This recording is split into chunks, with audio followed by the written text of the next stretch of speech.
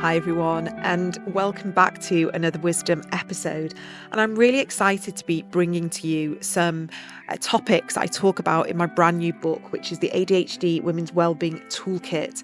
And over the next few weeks, I'm going to be diving into the different topics and the different chapters and relate them back to previous episodes, because everything I talk about in the book, we talk about on the podcast, and I interconnect all the different themes because I just know how multi-layered and multifaceted living with undiagnosed ADHD can be. And there's so many questions, and often we have more questions than answers. So I wanted to bring to you, first of all, a fantastic guest I had on and correspond it to the first chapter of my book, which is all about awakening who you uniquely are. And it's part of the book introduction and part of just the reflections of living undiagnosed, perhaps not quite understanding who we authentically are, not accepting ourselves, questioning the self-doubt, the lack of self-trust, and beginning that journey of really just seeing who we are within and maybe making some different decisions and choices around how we want to show up now that we have this awareness. And I loved writing this chapter. I wasn't quite sure where it was going to fit, but it's now the beginning of the book because I really believe that just to have this awareness, we start with awareness, we start with being able to see who we are and what we've let go of, and maybe where boundaries have sort of been, taken over and we haven't quite instilled them, and start stepping into a curiosity about what life could be now that we understand our brains and our nervous systems and our stress response the way we do after an ADHD diagnosis. So what I want to share with you today is a episode that I did quite a long time ago now with Angela Raspass. Now, Angela is a self-leadership coach, and she's also an author and a speaker and a podcaster. And she helps people unlock their next level of potential through self-leadership and strength, which is so much of what I work, on with self-empowerment and self-trust, and really leaning into what the inner nudges are saying and what's our inner wisdom telling us.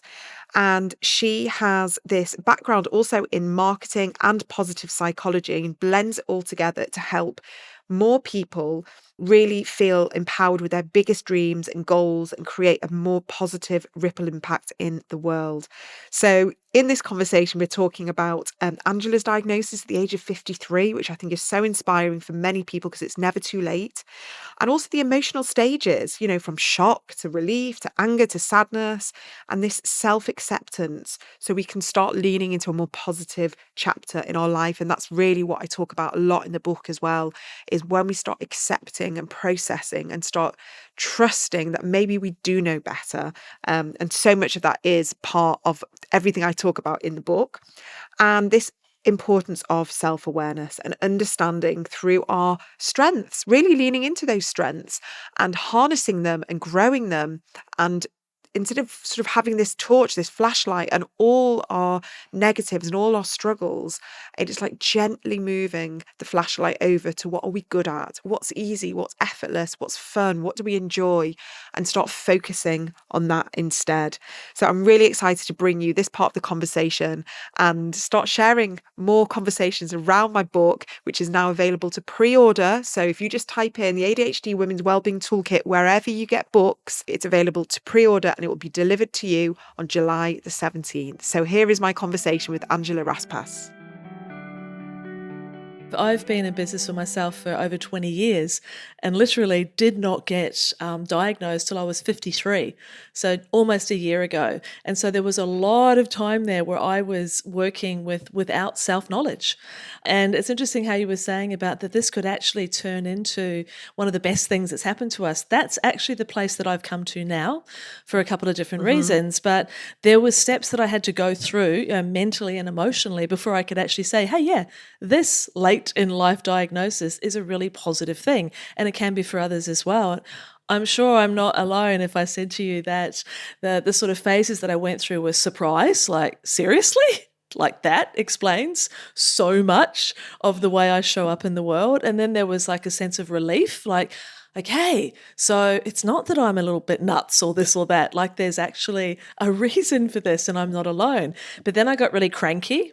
Like oh my God, like why didn't anyone notice this? And this real simmering resentment that, especially in New Zealand and Australia, where I grew up and spent all my time, that ADHD was the naughty little boy syndrome. And so us women were or us young women back then were very overlooked. Then I got really sad for all of the, the cul-de-sacs and the dead ends and everything else that I went down, or my ADHD impulsivity took me down. Then I got to acceptance, and now it's adjustment. It's like adjusting things so that I have what supports me, so that I can thrive as a woman who has ADHD and as a businesswoman and as a mum and all those other, hats that we wear. But it took a little while to get to that spot. But now I can definitely view it as a positive thing. And that's not to minimize the struggles and the challenges, because they're real. They're absolutely real. Yeah. It's not this like, yay, fun sort of thing. But if we can choose, and especially through the lens of positive psychology, if we can choose to look at the strengths that it does bring us and not to be afraid to get the strategies and the help and the assistance to plug the gaps. And then once you've done that, like suddenly there is so much more opportunity available to me because I understand the way I'm wired and I can make different choices. So I think it's hugely exciting. And for women who come to work with me or talk with me, or I'm sure you have them all the time in your backyard saying, like, if I bring those pieces together, I can see the world in a really different way. It's like having a new pair of glasses. So it's a really positive thing.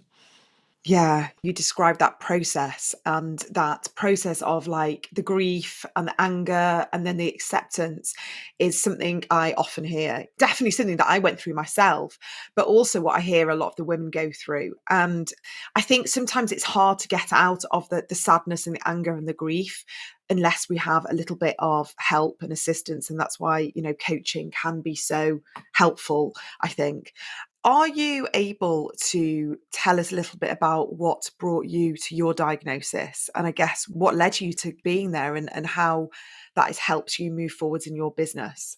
Well, funnily enough, there is in Sydney, I do this very long walk at least once or twice a week with a good girlfriend around a place called Narrabeen Lakes. It's about an 8.5 kilometre walk. And this friend of mine had been diagnosed. And when we were walking, she kept dropping little hints like, I think you should check a diagnosis. I think you have probably got it. And I was like, very dismissive. I'm so sorry looking back now, because I had the thought, well, you just think everyone's got it now that you've been diagnosed. That idea of once you choose a car, you see it everywhere, the same sort of concept, the reticular activating system kicking in. But then the more I listened and I started to actually see little reels on Instagram, which I'm sure a lot of us see, and went like, oh, is that ADHD? Oh, really? Is that?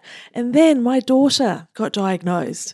She has a couple of different things going on, and she had got the diagnosis, and I started reading up to learn more about it for her. And it was when I was reading all the background material, I was going, I can't deny this any longer. And I actually said to my daughter, she's 20, my friend thinks that I have ADHD too. And she went, oh, duh, where do you think I got it from? Why do you think it's taken so long for me to get a diagnosis? Because you thought I was normal and stuff like that. And I have a good Brilliant. friend in New Zealand who works with neurodiverse people. And I said to her, oh, ha, ha, ha, I think I might have ADHD. And she went, well, I've actually seen many of that. And I went, that's it. Okay, I've got to start listening. So I did. I went off and in Australia, you need to get a referral from a doctor to a psychiatrist where they put you through a lot of questionnaires. One of the challenges for me was you needed to show that the symptoms were present before the age of 12. But unfortunately, both of my parents are in nursing homes with dementia. So those weren't questions that I could ask. But funnily enough, when I went back to New Zealand 12 months ago now, I found my old school reports. And I always had the memory of doing really well at school. And I did. Great marks, etc. But this time I looked at the comments from the teachers. Things like, Angela needs to remember there's more people than just her in the class. Angela needs to think before she opens her mouth. Angela should take more care in the playground. And I was like, oh my God. I showed it to the psychiatrist. He said, there's your proof. And we decided upon going down the medication route. And the first time I took medication, I had literally no idea that my brain could be that quiet. I had no idea. I know medication isn't for everyone, totally respect that. I know it doesn't work for everyone. I was one of the lucky ones. it was gobsmackingly incredible. And the difference from since then, we changed a couple of times just to get the actual dosage right. But now what happens, the way that I like to describe it, you know those little minions, the little yellow guys that you see in the movies, little cartoon characters? Yeah. Well, it used to be before I took medication, when I'd wake up in the morning, it's like they were just, yay, she's awake, and like bang, bang, bang, bang, ideas and things you have to do and everything just going crazy. And now it's like they all line up in a row and wait their turn. It's like I can deal with one thought at a time. It's phenomenal. I just did not know that was possible. It's not perfect, Wow. but it has improved so much. And from a business perspective, what it's done for me is the impulsivity and the compulsion. Those were the two overriding factors in my world. Like I changed directions, by 6 times by lunchtime and then one after dinner. I just found it really hard to stay on one track. And I always thought, my identity, my self-belief was very damaged, because I saw myself as someone that was flaky, that couldn't be consistent, had flashes of brilliance, but then lots and lots of mediocrity. So, I think that is common to a lot of women that I've spoken to now with ADHD who had that same poor self-image in lots of areas. And I'm healing that. I'm healing that with help from a great therapist, from an ADHD coach, from, having the medication and just finding my tribe.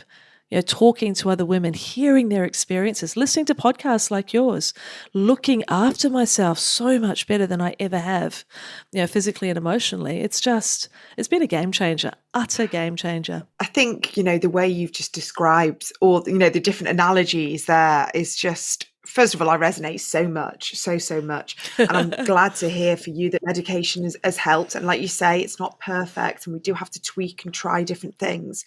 But for you to be able to, I think it's this combination, isn't it, of understanding, awareness, and implementing different ways of being, and then the medication to bring that all together as well is fantastic.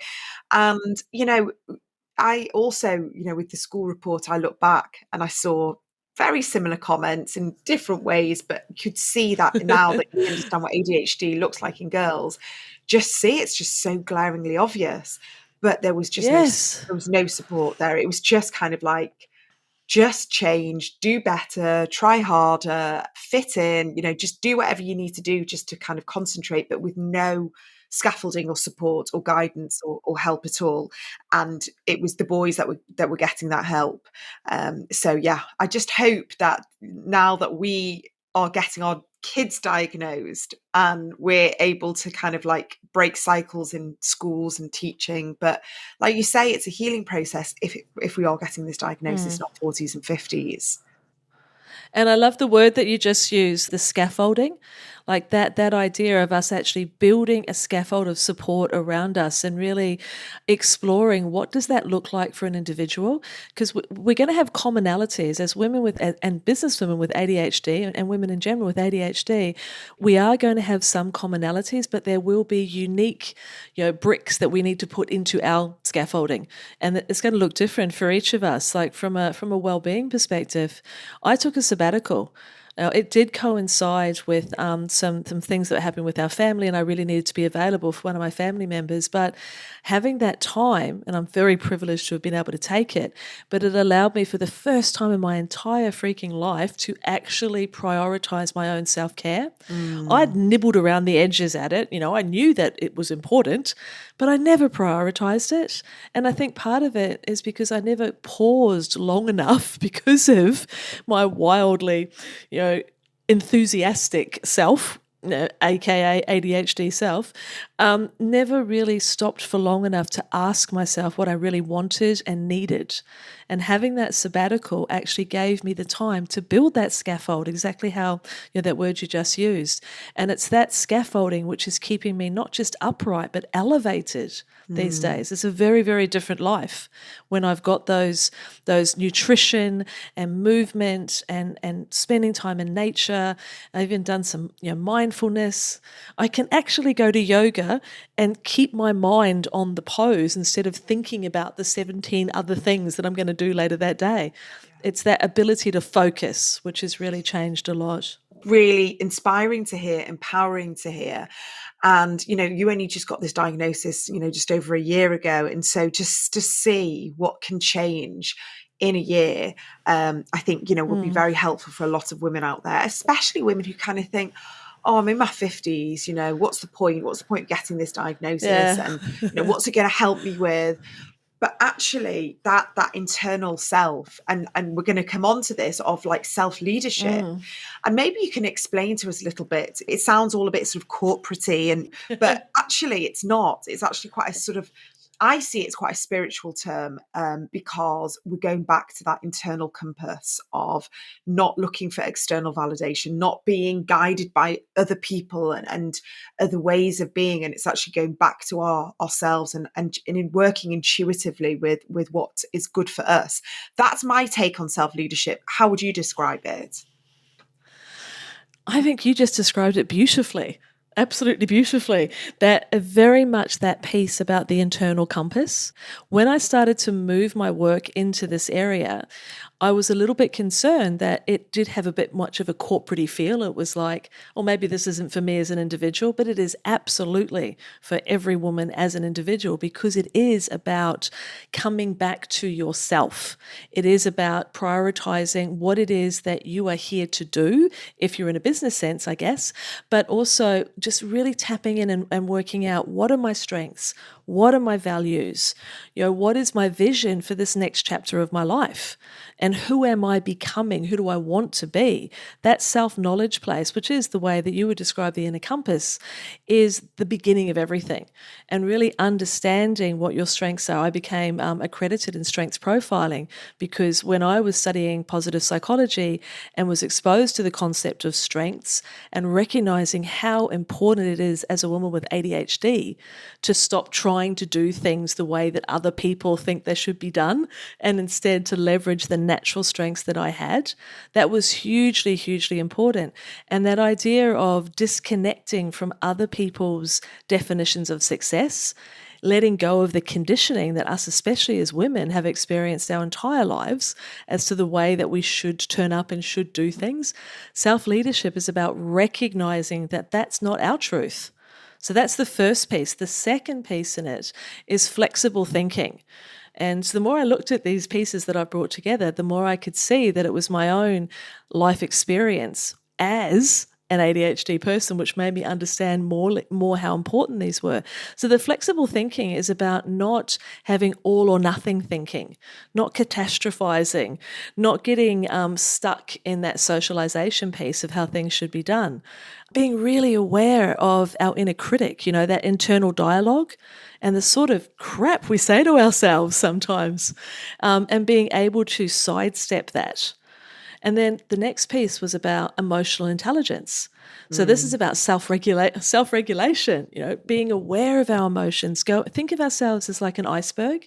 So when you're having a feeling, what's above the surface, but then digging below it and finding the cause of that, what's triggering that, how can we take care of ourselves and understand more about what we're feeling and why.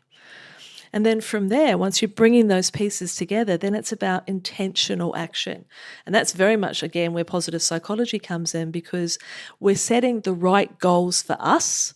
We're not borrowing from somebody else's playbook as to what are the goals that we should have. It's about using positive psychology to create towards goals, so goals that inspire and motivate and excite us, because then you're much more likely to take action, not goals that we think we should have at whatever stage of life. And that was really the model that I had for self-leadership. And then I had to add the last piece, which I found out in the last 12 months, which is the vitality piece. And that's about taking care of yourself, as you talk about so well. The well-being part, we cannot ignore it, because it doesn't matter if you're aware of your strengths and if you're using flexible thinking and you're becoming emotionally regulated and you've got clear goals, if you've got no damn energy and you just don't want to get out of bed in the morning because you're not eating well or you're not exercising or you're not taking time out, then it doesn't matter if you've got all those other skills. So vitality to me was the essential final ingredient in the recipe. And it's very much about inner compass, deciding who you want to be, how you want to show up, and making sure that you're well resourced to do that. And so to me, it's just a way of living your life, but a very aware, switched on way of living your life. Thanks so much to Angela. I want to share a little bit of the audiobook of the ADHD Women's Wellbeing Toolkit. And this is about the importance of self-acceptance. And this gives you a little taster of what the audiobook is feeling like, sounds like, and I really hope that would be a brilliant accompaniment to the book, or if you just prefer to listen to it on audiobook, I promise you it'll be a wonderful listen. And I know that if you're a fan of the podcast, you'll really enjoy listening to the audiobook. So here is this clip. The importance of self-acceptance. When I work with clients who are living with ADHD, I can see their desperation to be fixed. But I want to tell you right here and now, as I was myself told, that you do not need fixing. The challenges we face are not our fault. They are rooted in our genes, in our biology, and are, importantly, neurological. You're not lazy, stupid, rude, strange, scatty, or selfish. You have ADHD with neurodivergent brain wiring, which can have a daily impact on your mental and physical health. Even if you don't feel it yet, you are completely brilliant. And this book is here to show you how to lean into your cognitive capabilities, finally let go of all the conditioning, the shoulds, needs and ought tos, and give yourself permission to thrive on your terms. We've been told all our lives that there's one linear, outdated way to get from A to B, but this simply isn't true. To put it plainly, you are allowed to be authentically you.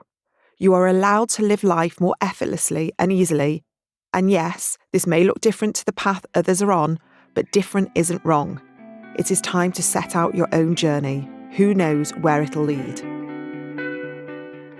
So I hope you enjoyed listening to this shorter episode of the ADHD Women's Wellbeing podcast. I've called it the ADHD Women's Wellbeing Wisdom because I believe there's so much wisdom in the guests that I have on and their insights. So sometimes we just need that little bit of a reminder, and I hope that has helped you today, and look forward to seeing you back on the brand new episode on Thursday. Have a good rest of your week.